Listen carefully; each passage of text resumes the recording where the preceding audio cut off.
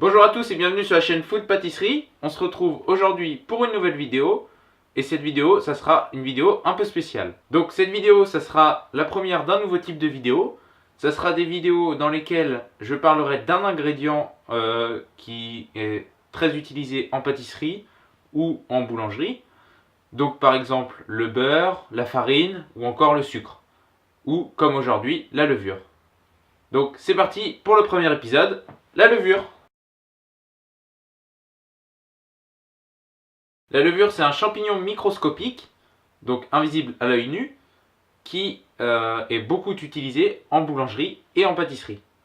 La levure de boulanger, c'est un terme à ne pas confondre avec la levure chimique, qui d'ailleurs est un terme faux, car on devrait plutôt dire poudre à lever, car c'est une matière inerte, donc qui n'est pas vivante. La levure de boulanger, elle est utilisée depuis très longtemps. Donc elle est utilisée depuis l'Égypte antique, donc il y a plus de 5000 ans. Les Égyptiens ils s'en servaient pour faire essentiellement du pain, mais ils ne comprenaient pas le principe, le fonctionnement de la levure. Ils pensaient qu'en fait, pour eux, c'était quelque chose de magique, de divin, quelque chose que les dieux leur avaient donné. Ensuite, on retrouve aussi des traces de la levure au 1er siècle après Jésus-Christ. Les Gaulois ils se servaient de l'écume de bière, donc ils faisaient leur bière, ils la laissaient fermenter et dessus se formait une mousse qu'ils prenaient et qu'ils incorporaient à leur pâte, et ceci faisait fermenter leur pâte car à l'intérieur de cette écume, cette mousse de bière se trouvaient des levures sauvages. Mais il faut attendre le milieu du 19e siècle, donc dans les années 1857, et la découverte de Louis Pasteur pour avoir la véritable explication sur la fermentation alcoolique, le nom de la fermentation que la levure produit. À cette époque, Louis Pasteur, grâce à ses recherches, il découvre que la levure c'est un être vivant qui est capable de se reproduire, se développer et donc de fermenter tout aussi. Comme je l'ai dit avant, la levure c'est un champignon microscopique, donc elle est capable de se développer, de se nourrir, de se reproduire, etc. Donc pour se nourrir, la levure elle a besoin de sucre. Le sucre, une fois qu'elle est incorporée dans une pâte, elle le trouve principalement dans la farine.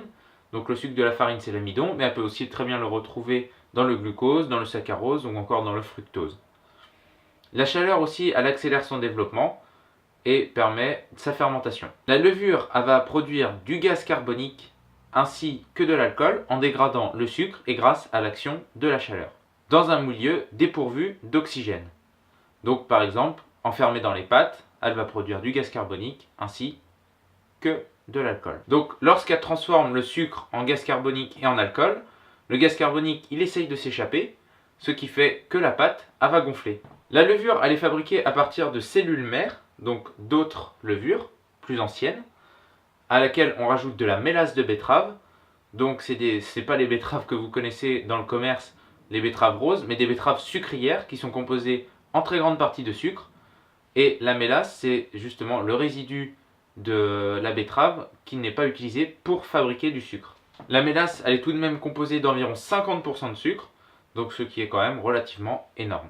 La levure, elle a beau avoir besoin du sucre pour se nourrir et se développer, il ne faut pas la mettre en contact directement avec le sucre ou le sel, car ces ingrédients tueraient la levure. La levure, elle est plus utilisée dans la viennoiserie boulangerie plutôt qu'en pâtisserie.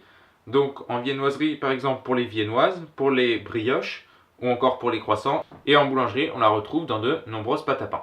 J'espère que ce nouveau format de vidéo vous a plu. N'hésitez pas à laisser dans les commentaires si vous avez bien aimé, si vous avez apprécié cette nouveauté sur la chaîne.